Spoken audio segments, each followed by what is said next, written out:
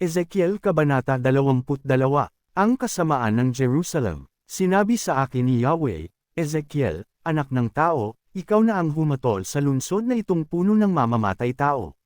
Ipamuko mo sa kanila ang kasuklam-suklam nilang gawain.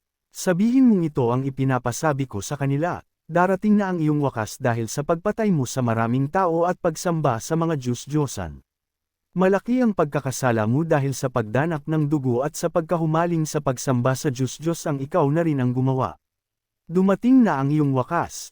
Ikaw ay lalaitin at kukutsain ng lahat ng bansa. Aalipustin ka ng lahat ng bansa, malayo o malapit man, dahil sa labis mong kasamaan. Ang mga pinuno ng Israel ay nagtiwala sa kanilang lakas at walang awang pumapatay. Nawala na ang paggalang sa mga magulang. Inapi ninyo ang mga dayuhan, gayon din ang mga ulila at balo. Winalang halaga ninyo ang mga bagay na itinalaga para sa akin, pati ang araw ng pamamahinga. Nagsinungaling ang ilan upang maipapatay ang kanilang magustuhan. May mga kasamahan kayong kumain ng handog sa mga Diyos-Diyosan. Ang iba na may gumagawa ng mahahalay na gawain. Sa kapulungan ninyo'y may sam-isiping sa asawa ng kanilang ama. Ang iba na may sam-isiping sa babaeng kasalukuyang nireregla.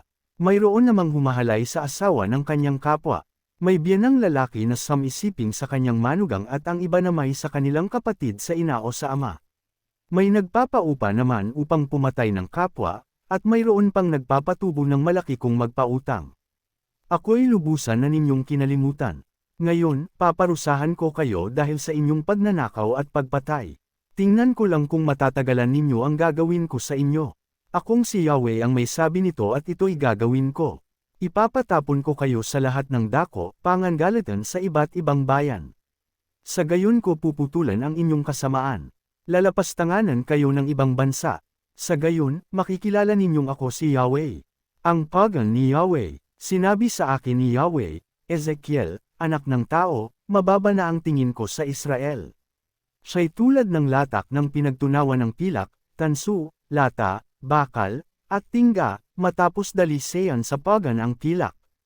Kaya nga, sabihin mong ito ang ipinapasabi ko, kayo ay nahaluan, kaya titipunin ko kayo sa Jerusalem. Kung paanong ang pilak, tansu, bakal, tingga, at lata ay inilalagay sa tanawan upang dalisean, gayon ang gagawin ko sa inyo. Tutunawin ko kayo sa init ng nag-aalab kong puot. Titipunin ko kayo para ibuhos sa inyo ang aking matinding puot, hanggang sa kayo'y matuno. Kung paanong ang pilak ay tinutunaw sa pagan, gayon ang gagawin ko sa inyo sa Jerusalem. Kapag naibuhos ko na sa inyo ang matindi kong puot, makikilala ninyong ako si Yahweh. Ang kasamaan ng mga pinuno ng Israel. Muling nagsalita sa akin si Yahweh, Ezekiel, anak ng tao, sabihin mo sa mga Israelita na ang lupain ay marumi dahil sa kanilang kasalanan kaya paparusahan ko ito dahil sa pagkapuot ko. Ang mga pinuno niya ay parang liyong umuungal habang nilalapa ang kanyang biktima. Pumapatay sila ng maraming tao, nananamsam ng mga kayamanan, at maraming babae ang nabalo dahil sa kanila.